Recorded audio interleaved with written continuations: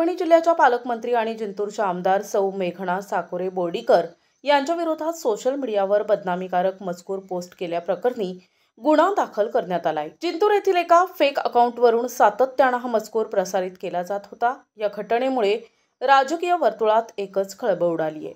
गुन्हा दाखल झाल्यानंतर बोर्डीकर कुटुंबाच्या वतीने पोलीस ठाण्यात गर्दी करण्यात आली होती। या प्रकरणी पोलिसांनी तात्काळ दखल घेऊन गुन्हा नोंदविला आहे।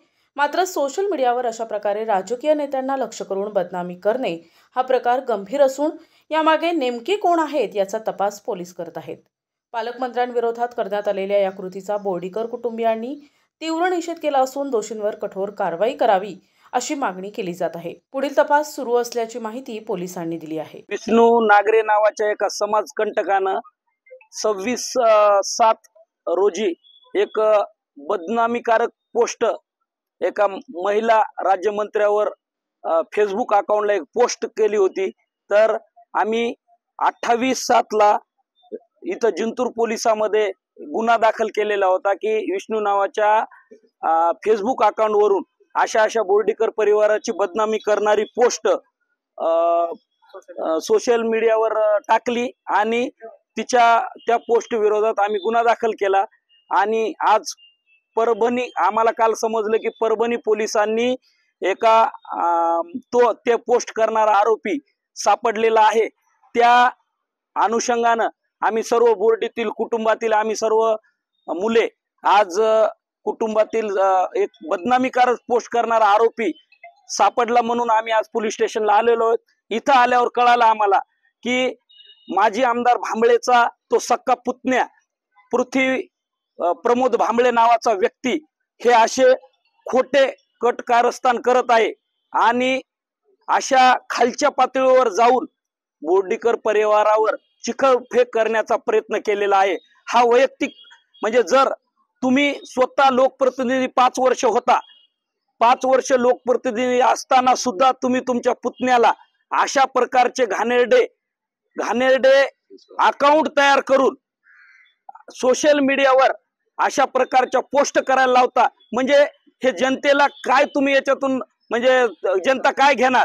किंवा तुम्ही जे विकास म्हणता किंवा जे तुम्ही आज करायलात तर तुम्ही तुमच्या घरातच कारखाने तयार करायले ना, लोकांवर चिखल फेकायले।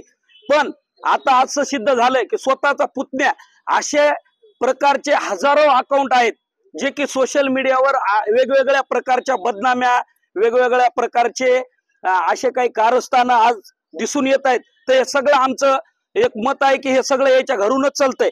आणि बरं दुसरं एक विशेष गोष्ट की वंजारी समाज बांधव हा जिंतूर तालुक्यामध्ये सर्वात जास्त आहे। या बहादरानं वंजारी समाजाच्या नावानं विष्णू नागरे आडनाव वंजारी समाजाचं लावलं, त्या नावानं फेक आयडी तयार केली आणि 2 समाजामध्ये हा कितीतरी वर्षापासून हा हे अशा प्रकारचं अकाउंट चालतं। असे अकाउंट चालवणारे भरपूर अकाउंट आहेत, माझ्याकडे पूर्ण पुरावे आहेत।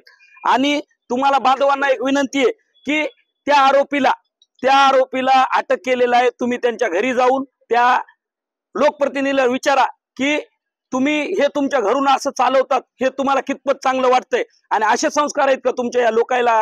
हे तुम्ही असं शिकवता का तुमच्या घरच्याला की असे फेक अकाउंट तयार करा आणि अशा प्रकारचा प्रचार करा? अरे जनतेसमोर या ना, प्रचार करायला काही विकासाचे मुद्दे घेऊन या, पण तशा प्रचार करा। असे खोटे तुमच्या खानदानीला बुगली सवय आहे की तुम्ही अशा प्रकारचे धंदे करून आम्ही मर्द आहोत, आम्ही आमच्या स्वतःच्या नावानं असं कधीही 40 वर्षात घडलं नाही की अशा प्रकारचे नाटकं करून जनतेसमोर यायचं।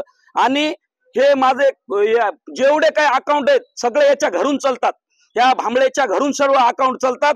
आणि हे तुम्ही त्यांना विचारा की सिद्ध झालेलं आहे, त्याच्या पुतण्यावर गुन्हा दाखल झालेला आहे, पोलीस स्टेशनला त्याला हजर केलेलं आहे। तुम्ही त्यांना विचारा की ही गोष्ट तुम्हाला काय वाटते, त्यांची प्रतिक्रिया घ्या। 4 दिवसापूर्वी माध्यमासमोर आलाय, खोट्या याच्यात माध्यमासमोर आलाय, तिथं तर सत्य बाजू निघालीच नाही। आमच्याकडे पुरावा आहे, त्याच्या पुतण्याला अटक केलंय आणि याचे परिणाम त्याला भोगावं लागणार।